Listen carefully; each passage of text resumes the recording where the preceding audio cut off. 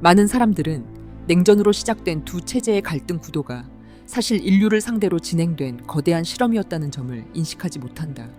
자본을 무기로 미국을 성장시킨 세력과 볼셰비키 혁명 당시 러시아를 공산화하도록 자금을 지원한 세력이 동일하다는 점은 오래전부터 제기된 문제다. 자본주의와 공산주의는 서로 완전히 다른 체제로 여겨지지만 본질적으로 한 가지 공통점을 갖고 있다. 두 체제 모두 결국 돈을 기반으로 움직인다는 사실이다. 이 점은 이 대규모 프로젝트를 누가 기획했는지를 더 선명하게 보여준다. 자본주의는 자유시장 경제를 바탕으로 개인이 시장에서 자유롭게 거래하고 부를 쌓을 수 있는 구조다. 반면 공산주의는 공동생산과 공동분배를 원리로 삼아 일정한 부가가치를 국민에게 균등하게 나누는 체제를 지향한다. 결국 두 체제의 차이는 국가가 국민을 통치하는 방식에서 비롯된 것이 아니라 국가가 돈을 어떤 방식으로 다루느냐에서 발생한 것이다. 돈을 다루는 방식이 완전히 다르니 국민의 삶도 크게 달라졌고 이를 뒷받침하기 위한 법과 정치 역시 다른 방향으로 발전할 수밖에 없었다. 다시 말해 국가의 법과 제도가 돈의 흐름을 결정한 것이 아니라 돈의 흐름이 민생과 정치 구조를 모두 바꿔버린 셈이다. 이처럼 두 체제 모두 돈을 중심에 둔다면 미소 냉전 대립 역시 우리가 알고 있던 것보다 훨씬 더 허상에 가까운 측면이 있었을 가능성이 있다. 그리고 이 허상을 만들어낸 자들이 지금도 세계 금융을 주무르고 있다. 우리가 매일같이 느끼는 삶의 팍팍함은 어느 날 갑자기 찾아온 것이 아닙니다. 치킨 한 마리 가격이 올라가고 대중교통 요금이 오를 때마다 사람들은 불만을 이야기하지만 정작 왜 이런 현상이 반복되는지는 깊이 생각하지 않습니다. 저축을 늘려보려고 해도 통장 잔액은 예전만 못하고 일은 더 열심히 하는데도 사는 느낌은 더 빠듯해집니다. 본 영상은 이런 의문에서 출발합니다. 왜 우리는 똑같이 일하고도 점점 더 여유를 잃어가는가? 많은 사람들은 경기 탓이라고 말하고 또 어떤 이들은 개인의 노력 부족을 언급하지만 조금만 더 들여다보면 훨씬 오래전부터 이어져 온 작동 방식이 자리하고 있습니다. 정부는 언제나 경제 성장과 기회의 확대를 약속합니다. 어느 정권이든 국민에게 더 나은 삶을 제공하겠다고 말합니다. 그러나 말과 현실이 항상 같은 방향을 향했던 것은 아닙니다.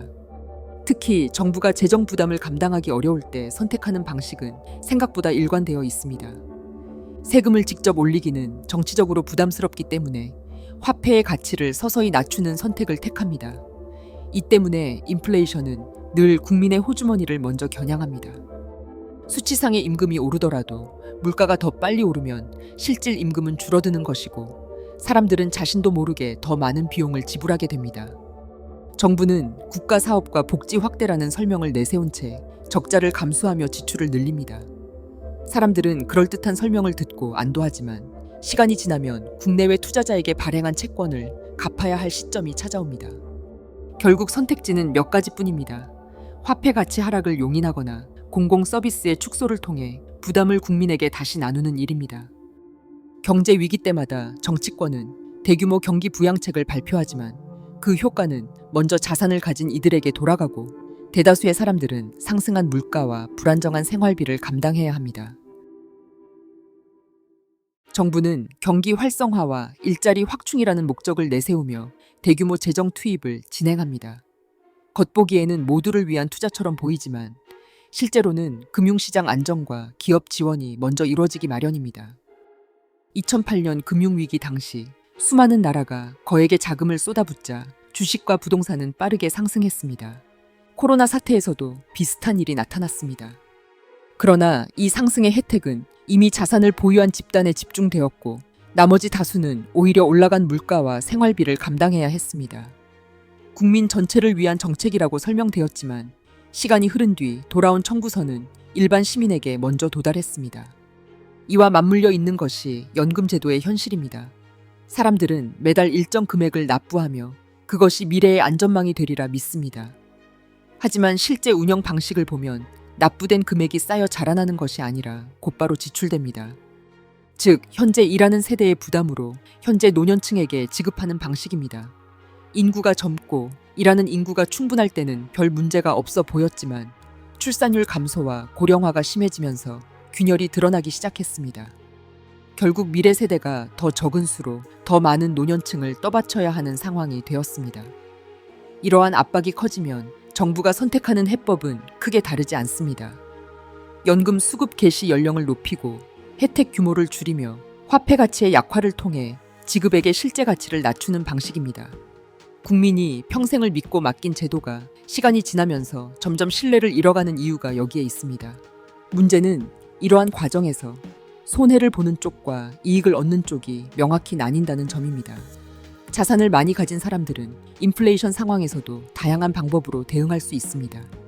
반면 대부분의 시민은 월급에 의존해 살아가기에 물가 상승의 압박을 가장 먼저 겪습니다.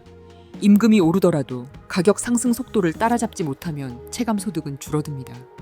여기에 각종 간접세가 더해지면 시민들은 자신도 모르는 사이 지출을 늘리고 세금을 더 부담하는 셈이 됩니다. 정부의 입장에서는 물가 상승으로 세수가 늘고 부채에 실제 부담이 줄어드는 효과가 있으므로 이러한 현상이 심각해져도 강하게 제동을 걸지 못하는 경우가 많습니다. 결국 손해는 국민에게 먼저 도달하고 혜택은 자산을 가진 이들에게 향하는 흐름이 반복됩니다. 정부는 정책을 발표할 때 늘 그럴듯한 표현을 앞세웁니다. 성장, 투자, 개혁이라는 단어는 긍정적인 이미지를 주기에 적합합니다. 하지만 이 표현들이 실제 내용을 온전히 설명해주는 경우는 많지 않습니다. 예산 축소는 효율화라는 이름으로 불리고 혜택 감소는 제도 개선으로 포장됩니다.